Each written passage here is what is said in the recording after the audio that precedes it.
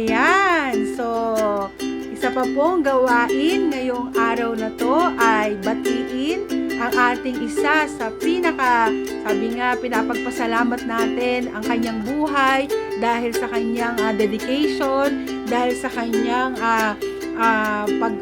pag-aalaga sa mga kapatiran dyan sa Kilikaw Albay.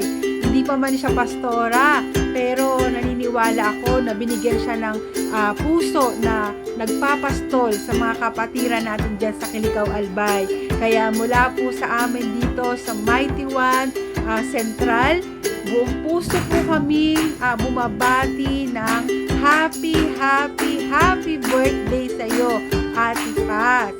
So patuloy kang pagpalain, palakasin ng ating Panginoon. At every time na ikaw ay nalulungkot, ang kagalakan ng Panginoon ang patuloy na dumaloy sa iyong buhay. At alam ko naman, palagi kang masaya dahil si Jesus ay kasama mo. At andyan si Kuya Onyok, di ba? Kayong dalawa, habang patuloy kayo nagpapagamit sa gawain ng Panginoon, si Lord na po ang bahalang magbalik sa inyo ng siksik-liglig at umaapaw na pagpapala. Kaya bago natin tapusin ang gawain ito, sige po, tumayo po tayong lahat.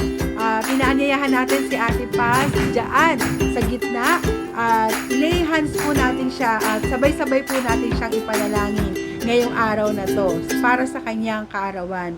O dakilang Diyos, amang banal na makapangyarihan sa lahat, maraming salamat po, Panginoon, sa buhay ng aming kapatid na si Ate Paz, O Father God.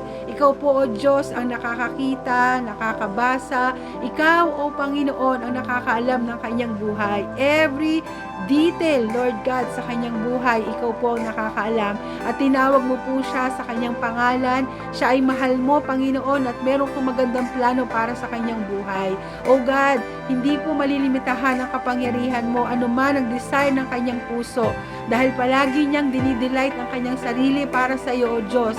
Lord, anuman ang desire ng kanyang puso, according to your will, kayo po ang magkaloob kay Ate Paz.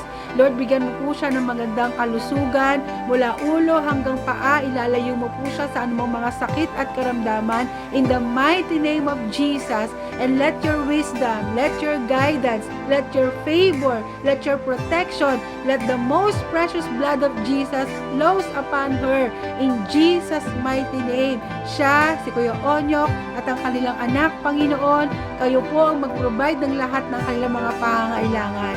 O God, hallelujah, dalangin po namin, Panginoon, na patuloy mo po siyang aakapin, sasamahan, palalakasin sa bawat araw ng kanyang buhay.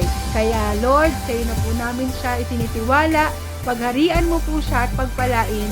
Ito ang aming panalangin, pasasalamat at pagsamba. In Jesus' mighty name we pray. Amen and amen. Praise God. Happy birthday, Ate Paz. Glory to God sa buhay mo. Praise the Lord.